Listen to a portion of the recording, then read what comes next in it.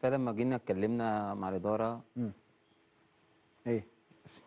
طبعا يعني ولا في احتراف ولا في اي حاجه خالص، يعني ان انا كنت اصلا بتكلم معاهم ان انا كنت هتنازل عن الرواتب.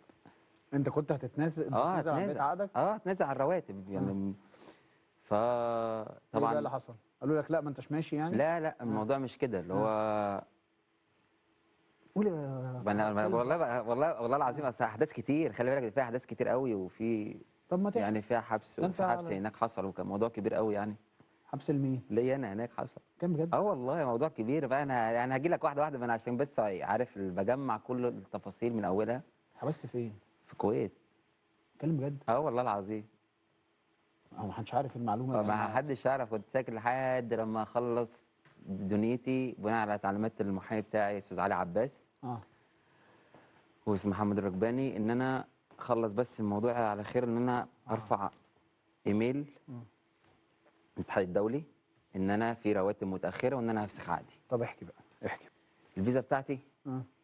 منتهيه ومش عاملين لي اقامه، كل ما اطلب ان انا اعمل اقامه آه. لازم اطلع بره البلد، واحنا عندنا كان ماتشات وكده، لا خليك كده. فيزتك خلصت يا حلو. الفيزا خلصت، والقانون في الكويت ان شاء الله يعني بصراحه يعني عاملين شغل كويس جدا والله العظيم. ماشي.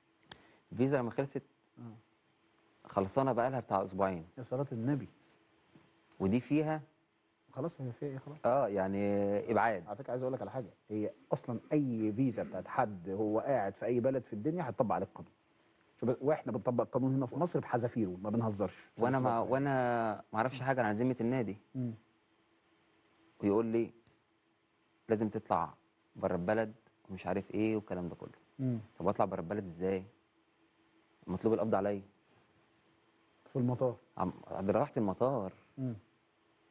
واتكلم ونتفاوض ونتكلم ازاي، طب هطلع ازاي مش عارف ايه، طب في غرامه اتدفعت اللي هي على ايام التاخير والكلام ده كله.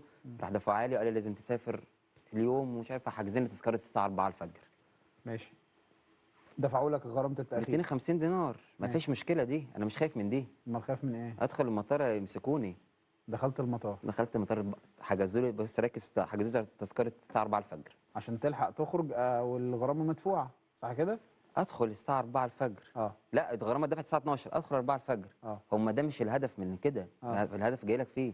ادخل الساعه 4 الفجر ايه في بقى؟ 5 ثواني تك تك حبس. كنت بتضحك؟ والله العظيم انا كنت عسل. انا بعد عديت بحاجات بجد، يعني انا مصدوم. اتقبض عليك؟ اتقبض على طول. انا كلبوش؟ انت بتضحك؟ يا والله جدع العظيم زي ما هتجنني. بكلمك، والله والله العظيم زي ما بكلمك.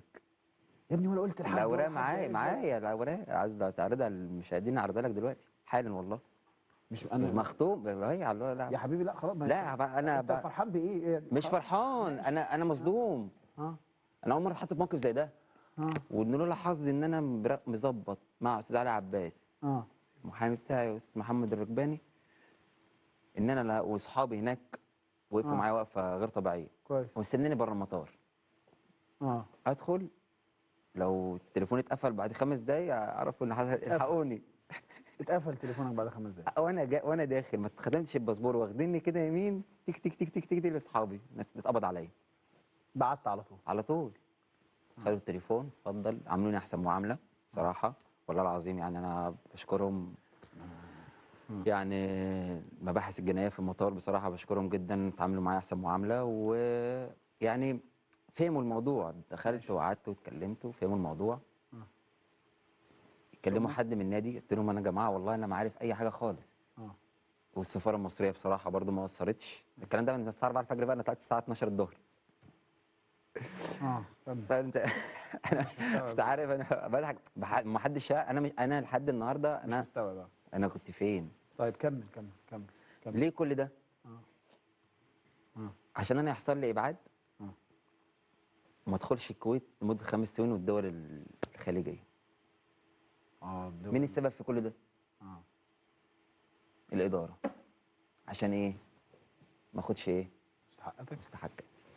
مستحقاتي الجميله. هتحبس قعدت قد ايه بقى في الحبس؟ 1.5 ساعة.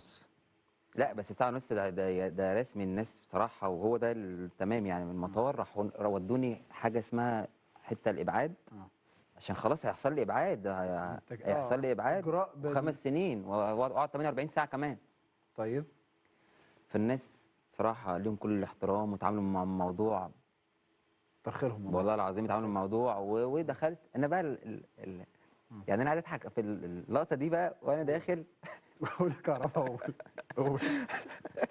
فالمهم الناس ضابط داخل معاه فقال لي، قلت له لا، هو انا هروح هنا، انا مخضوض، انا مش عارف انا انا فين. مش عايز اروح باي. اروح فين؟ ما تودينيش والله اوضه الفيران، لا والله العظيم كله اللي اوضه الفيران. هروح فين؟ قلت له طب بص، يعني الاوض دي كلها فيها، طب في ناس مصريين؟ قال لي اه في مصريين. قلت له طب عشان خاطري قعدنا مع مصريين، انا مصريين هعرف اتعامل معاهم. عسل. دخلت ده على المصريين، دخلت قعدت مع مين؟ 13 واحد مصري. والله العظيم يا ايمن، والله العظيم دخلت. انا مش مصدق ان الحلقه دي على الهوا اصلا كلها على بعضها، انا حاسس ان في حاجه مش مظبوطه. والله العظيم زي ما كده، والله لا انا يعني هخلص الاوراق انا بعت لعباس يشوفها كلها طب قول. ومختومه بكل حاجه. قول. فالمهم دخلت ال 13 كهرباء، والله العظيم انا بكلمك طبعا. كده، في منهم ناس كبيره. اه فدخلت قلت لهم بصوا اهدوا بقى خالص، هنقعد احنا قاعدين مع بعض ايه شويه لحد لما شوف الدنيا ايه السفاره تيجي، والناس المحامي بتاعي بره، يعني المحامي بتاعي محمد العزب بصراحه ما قصرش والله ربنا العظيم. يبارك في الكل. وجه قلت لهم هنقعد شويه نحكي مع بعض، انتوا منين وانا منين والدنيا وانتوا مالكوا، طب ايه اللي حصل هنا؟ واحد كان نايم، فواحد صحى راح صحي بص لي كده قال لي ايه ده كهربا؟ لا انا شكلي بحلم ديب. راح نام تاني. قلت له الله يهديك نام، ما تقوليش كهربا دي خالص هنا، والله العظيم بكلمك كده يا ايمن. وقعدنا بقى الساعه ونص، طبعا ما شاء الله ايه اللي جاب؟ فرش البطاطين. حتى واحد اداني لبن، قلت له خلاص يا ابو مصطفى ما تزودلوش اكل، لا هو أنا جاي مش جعان، جاهز. خلاص انا مش جعان. ما تجهزلوش شرب، هو جاي جاهز يا عم حسن. حبيبي والله يا ايمن. فقعدت معاهم الساعه ونص، كل شويه ابص في الساعه، حد ينده هروح الله اعمل مفيش ايه. اي حاجه. فهم بقى ايه، والله العظيم والله العظيم يا ابراهيم وحياه النعمه دي زي ما بكلمك كده، فيهم 2 كبار قالوا لي احنا بقى لنا 13 يوم وربنا بعتك سبب من اسباب ان احنا نخرج من هنا. انا قلت له كده، قال له انا مش هسيبكم والله، مش هسيبكم، بس انا اعرف انا رايح فين وهروح فين ولا هاجي منين ولا قاعد معاكم، انا ممكن اقعد معاكم شهر. انا ما عملتش اي حاجه. حاجه. فقلت له والله ما هسيبكم. قلت له قصتكم بقى لنا 13 يوم، احنا عايزين نرجع بلدنا وهيحصل ابعاد وكده، بس عايزين نروح يعني نتكلم مع السفاره، انا عارف ان ممكن السفاره تجي لك واحنا متكلمين معاهم وكده. قلت له والله العظيم ما هسيبكم. دي يعني ده في الموضوع ده كله اللي طلعت بيها واتبسطت قوي. طب احكي كمل. وطلعت نادوا عليا بعد ساعه ونص، ادخل قعد ظباط محترمين واتكلمت والدنيا تمام، والاوراق خلاص بنجيب اوراق المحامي بتاعي محمد العزب بيجيب اوراق، واصحابي بره بيجيبوا اوراق وكل حاجه، والدنيا تمام. ماشي. السفاره المصريه ما سابتنيش طبعا هناك، بعتوا جم قعدت معاهم، قبل ما امشي قلت له دقيقه واحده، في 13 واحد مصريين جوه. 13 واحد؟ انت اتكلمت على 13؟ والله العظيم هم مع بعض كلهم. ماشي. قلت له عشان خاطري، هم كانوا في قضيه واحده. ماشي. قلت له عشان خاطري، هم مش عايزين حاجه، هم عايزين ابعاد. هم مش عارف حكوا لي قصه وانا مش هتدخل فيها، بس عشان خاطري يعني حاول تساعدهم بتاع السفاره المصريه. قال لي والله العظيم اهو الظباط هم خلاص كلها 4 ايام وهيرجعوا على مصر. انا بقى المفروض كنت زعلان، والله العظيم وشي ضحك واتبسطت ان انا كنت سبب في ان الناس دي يعني يرجعوا. ولسه بقى لحد دلوقتي انا كنت مديهم رقمي كتبوه على اسمها ايه اللي هي السلفانه دي، اللي هي الورقه ديت اللي هي السلفانه بتاعت الاكل اللي بتحط فيها، اسمها ايه؟